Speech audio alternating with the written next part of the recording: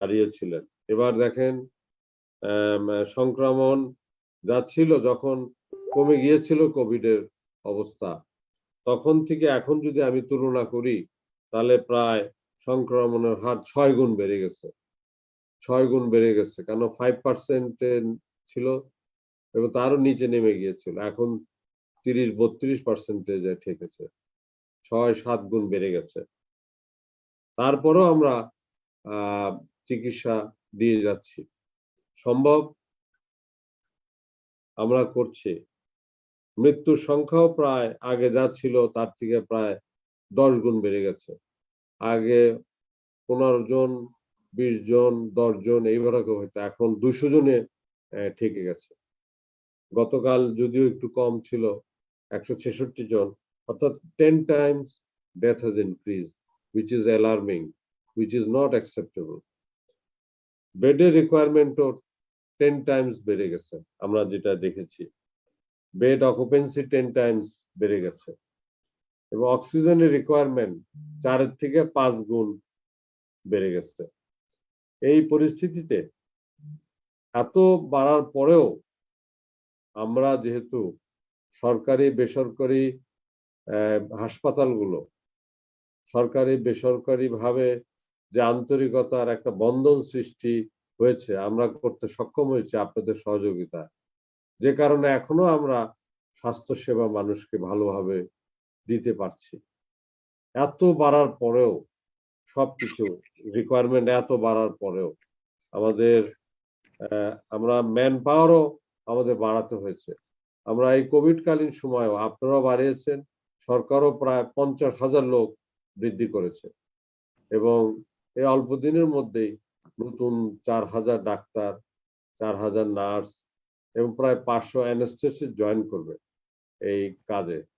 এটা আমাদের যাতে কিনা একদম উপজেলা লেভেলেও আমরা ভালো সেবা দিতে পারি, উপজেলা লেভেলেও যাতে কোনো ডাক্তারের স্বল্পতা না থাকে এবং সেখানে অক্সিজেনের ব্যবস্থা করা, সেখানে ডাক্তারের ব্যবস্থা, নার্সের ব্যবস্থা, আইসোলেশনের ব্যবস্থা, চিকিৎসার ব্যবস্থা, তার high flow nasal cannula, oxygen concentrator, এই জিনিসটাও আমরা উপজেলা লেভেল পর্যন্ত আমরা নিয়ে গেছি। আমরা ভ্যাকসিনের কথা যদি বলি, আপনারা জানেন সেবার পাশাপাশি আমাদেরকে ভ্যাকসিনের দিকটা খুব জরুরি ছিল। আমরা ভ্যাকসিন সবার আগে কিন্তু আমরা পেয়েছিলাম আশেপাশের দেশের তুলনায়, কিন্তু ভারতের সাথে সেরাম ইনস্টিটিউটের সাথে আমরা চুক্তিবদ্ধ হয়েছিলাম 3 কোটি ভ্যাকসিনের জন্য। আমরা মাত্র 70 লক্ষ পেয়েছিলাম আর 30 লক্ষ উপহার হিসেবে পেয়েছিলাম, এই 1 কোটি ভ্যাকসিন। আমাদের চুক্তি ছিল 3 কোটি, কিন্তু আমরা আজও সেটা পাইনি। আমরা অন্যান্য যে সোর্স গুলো আমরা ট্যাপ করেছি, সফল হয়েছে, সকলে সাহায্য করেছে। আমাদের সকল মাননীয় প্রধানমন্ত্রী অফিস, মাননীয় প্রধানমন্ত্রী, আমাদের পররাষ্ট্রমন্ত্রী মন্ত্রণালয় এবং অন্যান্য যে যেখানে আছে, বিশ্বের যেখানেই আমাদের দেশের লোকরা আছে, বাঙালিরা আছে, চাকরিরত আছে, তারা সাহায্য করার চেষ্টা করেছে।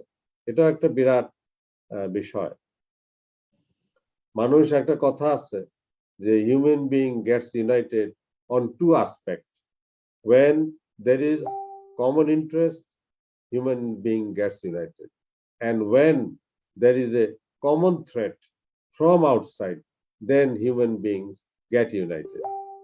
আমরাও এই কমন থ্রেট অর্থাৎ করোনা ভাইরাসের কারণে we also got united. বাংলাদেশে বিভিন্ন লোকেরা সাহায্য করছে বিদেশ থেকে, আশা করি সেই সাহায্য বজায় থাকবে। ভ্যাকসিনের বিষয়টা আপনাদের বলতে চাই, এ পর্যন্ত 1 কোটি 20-এর কাছাকাছি লোক ভ্যাকসিনেট হয়েছে। আমরা যে বিভিন্ন ভ্যাকসিন অর্ডার করেছি এবং প্রতিশ্রুতি পেয়েছি, তার সংখ্যা কিন্তু অনেক, 21 কোটি। যদি এক কথা একটু ব্রেকআপ দেই তাহলে বুঝতে পারবেন। 3 কোটি ভ্যাকসিন চায়নার, 3 কোটি ভ্যাকসিন অ্যাস্ট্রাজেনিকার, 7 কোটি ভ্যাকসিন হলো কোভ্যাক্সের, তাহলে হলো 13 কোটি হয়ে গেল। 1 কোটি রাশিয়ার, হয়ে গেল 14 কোটি। আর 7 কোটি আছে হলো জনসন অ্যান্ড জনসন, যেটা আগামী বছরের সেকেন্ড কোয়ার্টারে এটা পৌঁছাবে কথা, এইভাবেই চুক্তির মধ্যে আছে। অর্থাৎ 21 কোটি ভ্যাকসিনের আমরা ব্যবস্থা করেছি এবং সেই ভ্যাকসিন গুলো দিলে পরে আমাদের 80% লোক কভার হয়ে যাবে। এটা একটা, যদি এই ভ্যাকসিন গুলো আমরা পাই সময় মতো, তাহলে পরে ইনশাল্লাহ বাংলাদেশ ভ্যাকসিনে আমি মনে করি কোনো দেশ থেকে পিছিয়ে থাকবে না।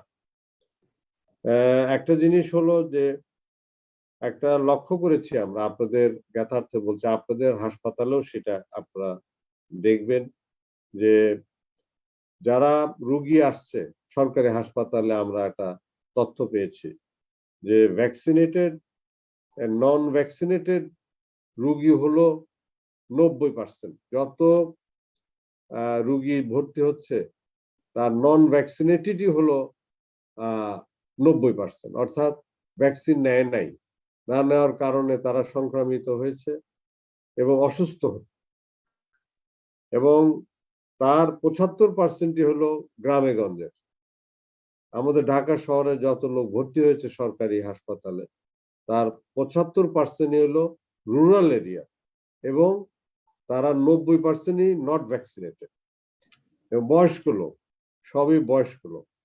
আমরা যদি কিনা এই গ্রামে গঞ্জে যদি কিনা আমরা এই বয়স্ক লোকদেরকে একটু প্রায়োরিটির সাথে ভ্যাকসিন আমরা দিতে পারি, ভ্যাকসিনেটের জন্য তাদেরকে নিয়ে আসতে পারি, তাহলে আমাদের রোগীর সংখ্যা কমবে, মৃত্যুর সংখ্যা কমবে। কারণ বয়স্ক লোকরা কোমরবিডিটিতে ভুগে এবং আক্রান্ত হলে পরেই তারা তাড়াতাড়ি অসুস্থ হয়ে পড়েন এবং অনেক ক্ষেত্রে মৃত্যুবরণ করেন। যারা ইয়াং বয়স আছে তাদের ক্ষেত্রে এই জিনিসটি খুব কম তুলনামূলকভাবে। ইদানিং আরেকটি জিনিস দেখেছি, মধ্যম বয়সে যারা মৃত্যুবরণ করছে সেখানে কিন্তু মেয়েদের সংখ্যা বেশি হয়ে যাচ্ছে। এটা একটা নিউজ আপনাদেরকে আমি দিচ্ছি। যারা বেশি বয়স্ক সেখানে পুরুষরা মারা যাচ্ছে বেশি, আবার মধ্যম বয়সে কিন্তু মহিলারা মারা যাচ্ছে বেশি। কাজে এই দিকটাও আমাদেরকে খেয়াল করতে হবে। আমরা এখন জিজ্ঞেস করতে পারি যে আমরা এই কেন এই ভ্যাকসিনের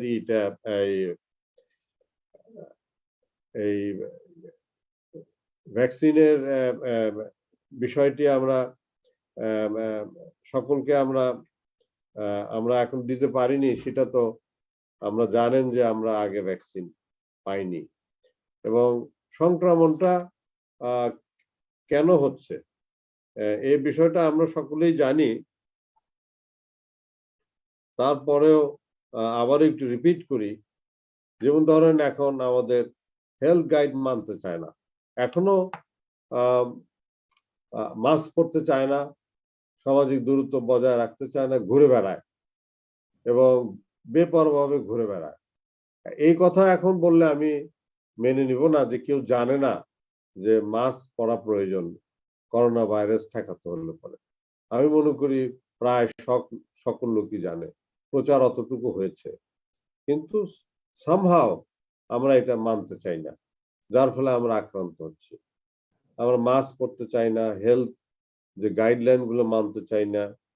দোকানপাট এবং এখানে যে ঈদের সময় দেখলেন গরুর হাটগুলোতে মানুষের যাওয়া আসা, দোকানপাটে যাওয়া আসা, নিশ্চয়ই সংক্রমণ বৃদ্ধি পেয়েছে এবং সেটা আমরা আগামীতে দেখতে পাবো।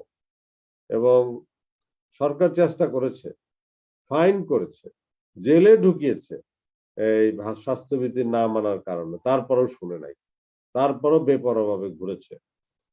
এবং এই মুভমেন্টের কারণে কিন্তু কিছুটা বাড়বে, এটা আমরা আশঙ্কা করি। দেশে যাওয়া আসা এখন যে বন্ধ, লকডাউন, গাড়ি ঘোড়া বন্ধ, সবকিছু বন্ধ, তারপরেও লোকে দেখি হেঁটে চলে আসছে, এটা একটা আশ্চর্য বিষয় এখানেও আসছে। এবং আরেকটা বাড়ার কারণ হলো যে ভ্যাকসিন আমরা এখনো সকলকে দিতে পারিনি। This is a fact and we have to admit that. আমরা চেষ্টা করেছি, এখন ইনশাল্লাহ ভ্যাকসিন হাতে আসছে, আমাদের কাছে এখনো হাতে প্রায় 1 কোটির বেশি ভ্যাকসিন আমাদের হাতে এখন আছে, আরো বেশি আছে। এই আগামী 3-4 দিনের মধ্যে আরো 30 লক্ষ ভ্যাকসিন হাতে আসবে, প্রায় 1.5 কোটি ভ্যাকসিন আমাদের হাতে থাকবে। অগস্টে 60 লক্ষ আরো বেশি ফাইজার ভ্যাকসিন আসবে, অর্থাৎ অগস্টে আরো হয়তো আসতে পারে, সেটা আমরা এখনো কনফার্মেশন পাইনি। তাই এই অগস্ট মাস ধরে, এই মাস ধরে আমাদের প্রায় 2 কোটি ভ্যাকসিন হাতে থাকবে। তো সেটা খুবই একটা আশাব্যঞ্জক কথা এবং লোককে আমরা দিতে পারবো। বাড়ার কারণ আরেকটি আমি মনে করি, সেটা ডেল্টা ভ্যারিয়েন্ট এই ভাইরাস এর বিষয়টা। কারণ ডেল্টা ভ্যারিয়েন্টটা খুব বেশি কন্টেজিয়াস, সংক্রমণের ক্ষমতা অনেক বেশি এবং এটা ভারত থেকে আমরা পেয়েছি। ভারতের যে জনগণ আর আমাদের জনগণের কিন্তু একই আমরা রেস, একই স্টক আমরা, এবং তারা গ্রামে গঞ্জে আক্রান্ত হয়েছে। এ কারণে আমি মনে করি আমাদের দেশের গ্রামে গঞ্জে সে কারণে আক্রান্ত হচ্ছে। তুলনামূলকভাবে শহরে কিন্তু আক্রান্ত সংখ্যা কম এবং গ্রামেই বেশি এটা হচ্ছে। গতবার আমরা দেখেছি যখন বেড়েছিল, তখন ভাইরাসটা কিন্তু ইউরোপ থেকে বা এই মিডল ইস্ট থেকে আমরা পেয়েছি এবং শহরের সংখ্যা আক্রান্তর বেশি ছিল, গ্রামে আক্রান্ত কম ছিল। এটা, এই কথাটা কোনো সায়েন্টিফিক ব্যাখ্যা দিয়ে আমি বলছি না, এটা আমার অবজারভেশন এবং এটা আমি লক্ষ্য করেছি এবং এটাও দেখেছি যে ভারতে এই ভ্যারিয়েন্টটা উঠতে এবং নামতে, পিকে যেতে নামতে প্রায় 3 মাস লেগেছে। আমাদের দেশেও আমি মনে করি প্রায় এরকমই একটা সময় লাগার সম্ভাবনা রয়েছে। এখন দুঃখের বিষয় হলো ভ্যাকসিন 10 জায়গায় তৈরি, নাকি ভ্যাকসিন বলছি যে সংক্রমণটা 10 জায়গায় হচ্ছে। আপনার জায়গাগুলোর কথা বললাম, মাঠে ঘাটে, আপনাদের এই দোকানপাটে এবং বিভিন্ন জায়গায়, কিন্তু চিকিৎসা দেওয়ার জায়গা একটা, অর্থাৎ হাসপাতাল। 10টা জায়গা থেকে সংক্রামিত হয়ে এক জায়গায় আসবে। আমাদের সেই জন্য আমাদেরকে সবসময় আমরা সমালোচনার মুখে পড়ি, আপনারা সমালোচনার মুখে পড়েন। জীবন বাজি রেখে 1.5 বছর যাবৎ ডাক্তার নার্সরা কাজ করছে। 1.5 বছরটা হয়ে গেছে, একটা ঝুঁকির মধ্যে কত লোক মৃত্যুবরণ করেছে, এই ঝুঁকির মধ্যে কাজ করেছে। তারপরেও আমাদের দেশের একটা প্রবণতা যে স্বাস্থ্য বিভাগকে কিভাবে খাটো করে দেখানো যায়।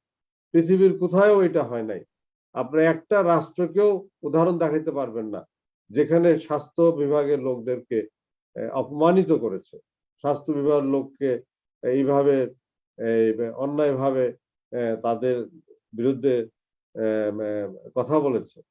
আমরা এটা লক্ষ্য করেছি, আপনারাও লক্ষ্য করেছেন, বিভিন্ন জায়গায় এটা হয়েছে, কিন্তু আমাদের দেশে, অন্য দেশে কিন্তু হয় নাই। তারা সালাম করেছে, সেলুট করেছে, কিন্তু তারা এই নিজেদের জীবন ঝুঁকি নিয়ে, পরিবারকে ঝুঁকিতে ফেলিয়ে তারা সেবা দিয়ে যাচ্ছে।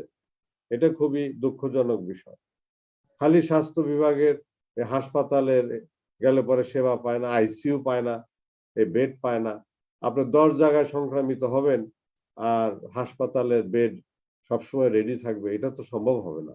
10 গুণ সংক্রামিত হলে 10 গুণ রোগী আসলে সেই হাসপাতালের বেড তো সবসময় কমই পড়ার কথা। কিন্তু আমরা আপনারা মিলে যেভাবে প্ল্যান করে কাজ করেছি, এখন পর্যন্ত কম পড়ে নাই। এখনো ওই যে ভিসি সাহেব আছেন, উনি জানেন ওনার বিশ্ববিদ্যালয়ে আমরা 1000 বেডের একটা হাসপাতাল আমরা তৈরি করছি। তো এইভাবে আমরা ডিএনসিসি তে 1000 বেডের হাসপাতাল তৈরি করা, তো ওখানে 250 আইসিইউ একটা জায়গাতে, প্রায় ভরা ওই 250 আইসিইউ। যদি ওইটা না হইতো তাহলে দেখেন আজকে কি পরিস্থিতি ওখানে এই ঢাকা শহরে হইতো। আজকে খালি স্বাস্থ্য সেবায় আমরা আইসিইউ পাই না, আমাদের ডাক্তাররা সেবা দেয় না, ডাক্তাররা নার্সরা সেবা দেয় না। তারা তো করোনার ভিতরেই আজকে 1-1.5 বছর যাবত করোনার ভিতরেই তারা জীবনযাপন করতেছে, তারপরেও সেবা দিচ্ছে না। যারা সমালোচনা করে তারা কবে হাসপাতালে গেছে? নিরাপদ জায়গা নিয়ে তারা আলোচনা করে, টিভির পর্দায় বসে বসে সমালোচনা করা তো বড় সহজ। আপনি তো কখনো এটা বলেন না যে অমুক নদীটা যে দূষিত হয়ে গেল, ঢাকার আশেপাশের নদী, কই কোনো সমালোচনা তো এখানে আমরা দেখি না। নদী শেষ হয়ে যাচ্ছে, কেমিক্যাল ডাম্প করতেছে, কেমিক্যাল খাবারে কেমিক্যাল মিশাইতেছে, কই খুব বেশি কথা তো আমরা শুনি না। প্লাস্টিক দিয়ে সব ভরে ফেলতেছে, সমস্ত নালা, সমস্ত ক্যানাল, সমস্ত ড্রেন ব্লক হয়ে যাচ্ছে, কই কোনো কথা তো কেউ সেইভাবে বলে না। খাবারের মধ্যে কেমিক্যাল মিশাইতেছে, কই কখনো তো সেইভাবে আওয়াজ দেখি না। আমাদের দেশের লোকে প্রতারিত করে বিভিন্ন দেশে পাঠাই দিচ্ছে। এই গতকালও আমরা দেখেছি যে এই লিবিয়ার পাশে যে দেশটা আছে, কি নাম ওটা, ইউরোপে যাওয়ার জন্য সমুদ্রতে পার হচ্ছে, প্রতিনিয়ত বাংলাদেশিরা ওখানে ডুবে মারা যাচ্ছে। কই এই যে যারা যারা এই সমস্ত চিটার, যারা এই যে বিদেশে যা মানুষকে লক্ষ লক্ষ টাকা হাতিয়ে নিয়ে যায়, তারা নিয়ে যাচ্ছে, তো এদের বিরুদ্ধে তো আমি কখনো সোচ্চার হতে আমরা দেখি না। অনেকে ট্যাক্স পে করে না, ইলেকট্রিসিটি বিল পে করে, এই সমস্ত কথা তো খুব বেশি একটা উঠে না। আর যারা স্বাস্থ্য সেবা দিয়ে যাচ্ছে তাদের বিরুদ্ধে এই সমস্ত কথাবার্তা আসে, খুবই আফসোসের বিষয়। কিন্তু এখন আমি মনে করি লোক বুঝছে যে না, বাংলাদেশের স্বাস্থ্য সেবা আজকে ভালো দিয়েছে বিদায় ইকোনমি ঠিক আছে, ইকোনমি চলমান আছে, ফ্যাক্টরি চলমান আছে, আমাদের জিডিপি গ্রোথ আছে, যেটা পৃথিবীর সব গ্রোথ মাইনাস হয়ে গেছে, আমাদের গ্রোথ ঠিক আছে, যেহেতু স্বাস্থ্য সেবা আমরা দিয়েছি, মানুষ চলতে পারছে। মৃত্যুর এখনো সংখ্যা অন্য দেশের তুলনায় কম আছে, 17-18 হাজার মারা গেছে, আমরা একটি মৃত্যু চাই না, কিন্তু অন্যান্য দেশে তো 5 লাখ 7 লাখ মারা গেছে, আমাদের ভারতে তো 6 লক্ষ লোকের বেশি মারা গেছে, ইউরোপে প্রতিটা দেশে লক্ষ লক্ষ লোক মারা গেছে। কিন্তু এই মারাটা রোধ কিভাবে হয়েছে? ভালো স্বাস্থ্য সেবার মাধ্যমে, ভালো স্বাস্থ্য সেবার মাধ্যমে। আর স্বাস্থ্য সেবা ভালো দিয়েছে বিধায় মানুষের এখনো চাকরি বাকরি আছে, খাবারের অভাব হয় নাই, আমাদের জিডিপি গ্রোথ আছে, জীবন রক্ষা পাচ্ছে, রেমিটেন্স আমরা ভালো পাচ্ছি স্বাস্থ্য সেবার কারণে। স্বাস্থ্য সেবা ভেঙে পড়লে পুরা দেশ ভেঙে পড়তো। কাজেই এই যে মাননীয় প্রধানমন্ত্রী স্বাস্থ্য সেবাকে এত গুরুত্ব দিয়ে থাকে, এটার একটা কারণ যে স্বাস্থ্য সেবা ভালো থাকলে পরে অন্যান্য জিনিসগুলো ভালো থাকবে। আমি দু একটি কথা বলে শেষ করব, আরো দু একটি কথা বলতে চাই যে আমরা কিছু ইমপ্রুভমেন্ট আসছে, আপনাদেরও জানা দরকার, কারণ এই ইমপ্রুভমেন্ট আপনারা ও আপনাদের কাছেও এটা কাজে লাগবে, পৌঁছাবে। যেমন ধরেন এখন থেকে আমরা ভারত থেকে আমরা প্রত্যেক সপ্তাহে 200 টন লিকুইড অক্সিজেন আমরা আনার ব্যবস্থা করেছি। Per week 200 ton liquid oxygen, অর্থাৎ মাসে 800 টন, যা আমাদের আছে তো আছেই, এটার উপর অ্যাডিশনাল এটা এটা লিকুইড অক্সিজেন আপনাদের ওখানেও ব্যবহার হয়। প্লাস সরকার, গভর্নমেন্ট প্রায় 43টা অক্সিজেন জেনারেটর অর্ডার করেছে। 43টা অক্সিজেন জেনারেটর, বেশ বড় সাইজের, যেটা মিনিটে 500 দিতে পারে, এই 5 to 600 লিটার অক্সিজেন দিতে পারে, এরকম 43টা অর্ডার করা হয়েছে। এবং আমাদের ইউএসএ থেকে আমরা আজকে প্রায় 250 ভেন্টিলেটর পাচ্ছি, নিজেরাও জিওভিও প্রায় 350 ভেন্টিলেটর এখানে ক্রয় করা হচ্ছে। ইউএস থেকে, ইউএস যারা থাকেন, আমেরিকাতে যারা বাঙালিরা থাকেন, তারা এটা বিনামূল্যে দিচ্ছে মাননীয় প্রধানমন্ত্রীকে উপহার হিসাবে, বাংলাদেশের মানুষকে উপহার হিসাবে আজকে সেটা পৌঁছাচ্ছে। আমরা তাদেরকে ধন্যবাদ জানাই, তারা তাদের এই ত্যাগ, সাহায্য, এই দেশের প্রতি মায়া, দেশের মানুষের প্রতি মায়েরই প্রতিফলন, তাকে আমরা তাদের ধন্যবাদ জানাই। এই সময় আমরা আশা করি আরো সাহায্য করবে আমাদের, শুধু ইউএস এর বাঙালিরা নয়, পৃথিবীর যে কোনায় যে বাঙালি আছে তারাই দেশের মানুষের প্রতি মায়া মমতা দেখিয়ে, দরদ দেখিয়ে, দেশের প্রতি ভালোবাসা দেখিয়ে ওনারা সাহায্যের হাত বাড়িয়ে দিবেন। আমাদের আগামী 24 তারিখে নাকি এই 26-27 তারিখে আরো 30 লক্ষ সিনোফার্ম ভ্যাকসিন দেশে পৌঁছাবে, এবং সেটা একটা ভালো খবর। যা আছে তো আছেই, আপনাদেরকে বললাম আরো 30 লক্ষ 26-27 তারিখে চায়না থেকে আসবে। ভ্যাকসিন রাখার জন্য আমরা 26টি কোল্ড ফ্রিজার আমরা WHO এর কাছ থেকে পাচ্ছি। আমরা নিজেরাই এটা আনার চেষ্টা করেছিলাম, প্ল্যান করে। ওনারা এটা এখন বলছে না, আমরাই দিয়ে দিব। অর্থাৎ যে ভ্যাকসিন গুলো -70 ডিগ্রিতে রাখতে হবে, 80 ডিগ্রিতে রাখতে হবে মাইনাসে, সেইগুলো রাখার জন্য এই ফ্রিজার গুলো ব্যবহার হবে।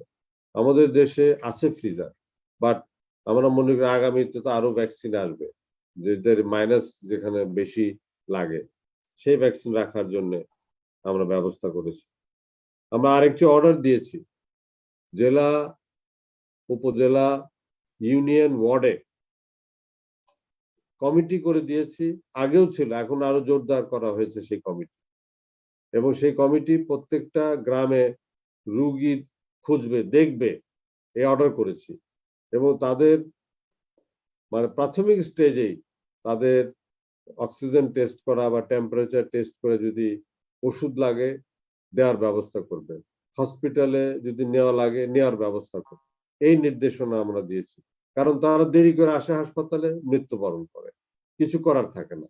আমরা আর্লি স্টেজে এটা ধরার চেষ্টা করছি, এবং তাদেরকে, এই গ্রামের লোক যারা বয়স্ক লোক, আরেকটা নির্দেশনা দিচ্ছি, এই বয়স্ক লোকদেরকে তোমরা আগে প্রায়োরিটি দিয়ে ভ্যাকসিন দেওয়া। তাদেরকে নিয়ে আসবা টেনে, তারা ভ্যাকসিন নিতে একটু অনীহা প্রকাশ করে, তাদেরকে ভ্যাকসিন দেওয়ার জন্য নিয়ে আসবা, নিয়ে এসে তাদেরকে ভ্যাকসিন দিবা। যারা কম বয়সে তারা পরে নিলেও অসুবিধা নেই, কিন্তু বয়স্ক লোকরা মৃত্যু ঝুঁকিতে আছে, তাদেরকে আগে দিতে হবে। এবং তারা এই নির্দেশনাও আমরা দিয়েছি। আমরা আরেকটা নির্দেশনা দিয়েছি, যারা ফ্রন্ট লাইন ওয়ার্কার আছেন, ডাক্তার, নার্স, আর্মির, পুলিশ, নেভি, শিক্ষক, বিশেষ করে শিক্ষক, ছাত্র, এদেরকে আগে ভ্যাকসিনেট করা, এই নির্দেশনা দেওয়া হয়েছে। এবং তাদের পরিবারবর্গ যারা 18 বছর এবং তার ঊর্ধ্বে আছে, তাদের পরিবারবর্গদেরকেও আমরা এই আওতায় নিয়ে আসছি।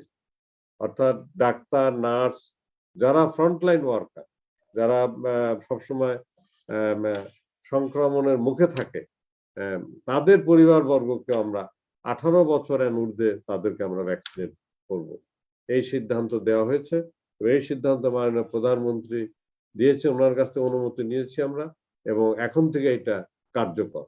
এখন আমাদেরকে এই সুরক্ষা অ্যাপসে এটাকে আমরা দিয়ে দিচ্ছি, এবং সেই অনুযায়ী কাজ হবে। গ্রামে গঞ্জে অনেকে আছে যারা সুরক্ষা অ্যাপ ব্যবহার করতে পারছে না। আমরা নির্দেশনা দিয়েছি যে যারা সুরক্ষা অ্যাপস পারে না, তারা তো ভ্যাকসিন ছাড়া থাকতে পারবে না, তাদেরকে ভ্যাকসিন দিতে হবে। এবং তারা জাতীয় যে আইডি কার্ড আছে, সেই আইডি কার্ডের মাধ্যমে দেওয়ার চেষ্টা করবে। পরে আবার দরকার হলে সুরক্ষা অ্যাপসে আবার তাদেরকে নিবন্ধিত করে নেওয়া হবে। এই বিষয়টিও আমরা নির্দেশনা দিয়েছি। আরেকটি কথা বলি আপনাদেরকে, আপনারা সকলে হাসপাতালে হাই ফ্লো নেজাল ক্যানুলা ব্যবহার করছে। এটা নিয়ে বেশ কয়েক জায়গায় আপনারা জানেন ব্যবহারের কারণে কিছু অ্যাক্সিডেন্টও হয়েছে, আগুন লেগেছে, ঢাকা মেডিকেল কলেজে লেগেছে, এবং গ্যাস্ট্রো লিভারেও ছোট্ট লেগেছিল, পৃথিবীর অনেক দেশেও লেগেছে। হাই ফ্লো নেজাল ক্যানুলাটা আমাদের হাসপাতালগুলোতে এখন ব্যবহার কমিয়ে দেওয়া হয়েছে, এবং তাতে রোগীর আরো উপকার হয়েছে। দেখা গেছে রোগী হাই ফ্লো নেজাল ক্যানুলার পরিবর্তে সিপ্যাপ ব্যবহার করা হচ্ছে। সিপ্যাপ ব্যবহার করাতে রোগীর মৃত্যুর হার কমে গেছে। সিপ্যাপ ব্যবহার করাতে অক্সিজেনের যে পরিমাণ লাগতো সেটা কমে গেছে, অক্সিজেন রিকোয়ারমেন্ট কমে গেছে, এবং আইসিইউ গুলো নিরাপদ হয়ে গেছে বেশি। এই দিকটাও আপনারা কনসিডারেশনে নিতে পারেন, কারণ এটা অলরেডি যারা বিশেষজ্ঞরা আছেন তারা এই বিষয়টি নিয়ে আমাদেরকে বলেছে এবং তারা উৎসাহিত করেছে। আমি লম্বা কথাবার্তা বললাম অনেকদিন পরে, অনেক বিষয় নিয়ে। আশা করি আপনারা বোর হন নাই। তো আপনারা সকলেই আমাদের সাথে আছেন। আপনাদের সকল প্রয়োজন যখন যেটুক আছে আমি চেষ্টা করি যাতে মেটাতে পারি। এখানে অ্যান্টিজেন টেস্টের কথা বলেছে, যে অ্যান্টিজেন টেস্ট অনেকে নাকি এখনো বাকি আছে, সেই বিষয়টি আমি অবশ্যই দেখব। অ্যান্টিবডি টেস্টের কথা বলেছেন, এই বিষয়টি আমাদের তো একটা ন্যাশনাল টেকনিক্যাল অ্যাডভাইজারি কমিটি আছে, আমরা তাদেরকে এই বিষয়টি তুলে ধরব এবং তারা জানি এই বিষয়ে একটা পজিটিভ সিদ্ধান্ত নেয়, সেই দিকে আমরা চেষ্টা করব। আমি আপনাদের সাথে আছি, আগেও ছিলাম। আমরা একসঙ্গে মিলে কাজ করছি, আগামীতেও কাজ করব। কোভিডকে আমাদের মোকাবেলা করতে হবে এবং দেশকে সুরক্ষিত রাখতে হবে, দেশের মানুষকে রক্ষা করতে হবে, জীবন রক্ষা করতে হবে, ফ্যামিলিজ রক্ষা করতে হবে, ইকোনমি রক্ষা করতে হবে। বিরাট একটা দায়িত্ব। যে যাই বলুক, যত সমালোচনাই করুক, সেটা দেশে আমাদের সেই বাইরে করুক আর প্রাতিষ্ঠানিক ভাবেই করুক, যে সমস্ত প্রতিষ্ঠান আছে ভিতরে বসে তারা অনেক রকমের কথাবার্তা বলে, অনেক রকম বেসামাল কথা বলে, যেগুলো ব্যক্তিগতভাবে আক্রোশমূলক কথা বলে, যারা কাজ করে তাদের বিরুদ্ধে সব কথা বলে, এগুলো আপনারাও জানেন আমি কি বলতে চাচ্ছি। সে কাজে আপনারা আমার সাথে আছেন, সম্মান করেন, আমিও আপনাদেরকে সম্মান করি, আপনাদের উপর আমার আস্থা আছে। পরিশেষে এটাই বলতে চাই যে আপনারা একটু বেড যেহেতু কমে আসছে, এর আগেও যেভাবে আপনারা আপনাদের যে প্রতিষ্ঠানগুলো আছেন, আপনাদের যে মেডিকেল কলেজ হাসপাতালগুলো আছে বা এমনি হাসপাতালগুলো আছে, যতটুকু সম্ভব ম্যাক্সিমাম আপনারা বেড বাড়াবেন। সামনে আরো হয়তো প্রয়োজন হতে পারে। আমরা চাই না যে একটি রোগীও বিনা চিকিৎসায় মৃত্যুবরণ করুক, একটি রোগীও হাসপাতালের বাইরে মৃত্যুবরণ করুক, এই জিনিসটা আমরা চাই না। আমাদের চেষ্টা থাকবে, আপ্রাণ চেষ্টা থাকবে যে প্রত্যেকটা ব্যক্তিকে বাংলাদেশের সেবা দেওয়ার জন্য। সেবা আপনারা দিচ্ছেন, সরকারি ভাবেও দেওয়া হচ্ছে। আপনারা নন কোভিড রোগীও চিকিৎসা করছেন, আমরাও করে যাচ্ছি সরকারি ভাবে।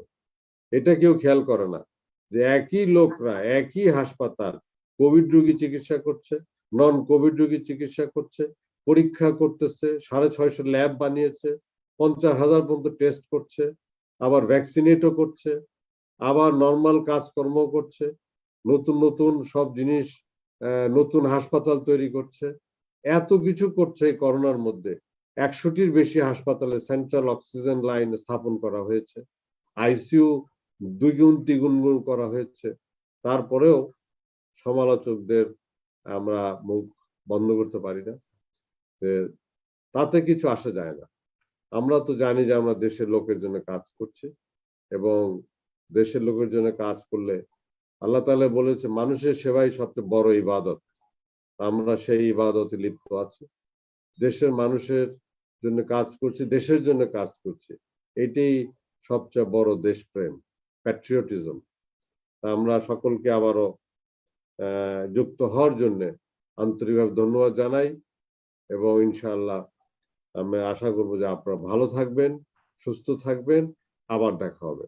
আসসালামু আলাইকুম। আমি লম্বা কথা বলার জন্য আমাকে ক্ষমা করবেন যে এত বেশি কথা বলছি। ধন্যবাদ। না, আপনি একটু রাখেন। ধন্যবাদ মাননীয় মন্ত্রী মহোদয়, আপনি আপনার সারগর্ভ বক্তব্যের জন্য। আপনি এত চমৎকার বক্তব্য রেখেছেন এবং এত চমৎকার তথ্য উপস্থাপন করেছেন, যেটা আমাদের অনেকেরই জানা ছিল না। আপনার এই বক্তব্যের মাধ্যমে আমাদের সাথে আমাদের প্রিন্ট এবং ইলেকট্রনিক মিডিয়ার বন্ধুগণ আছেন, দেশবাসী এতে উপকৃত হবে, দেশের মানুষ আশ্বস্ত হবে। ভ্যাকসিনেশন নিয়ে আপনি যেটা বলেছেন যে 21 কোটি ভ্যাকসিনের যে ব্যবস্থার কথা, এটা বা এখন যে পরিমাণ মানে 1,20,00,000 বা 1.5 কোটির কথা যেটা বললেন, দেশের মানুষ এটা শুনে আশ্বস্ত হবে যে আমরা আমাদের নেশনের মেজর পোর্শনকে যদি ভ্যাকসিনেশনের আন্ডারে আনতে পারি, ডেফিনেটলি পৃথিবীর উন্নত দেশের মতো আমরাও কোভিডকে ইনশাল্লাহ মানে নিয়ন্ত্রণ নিয়ে আসা যাবে।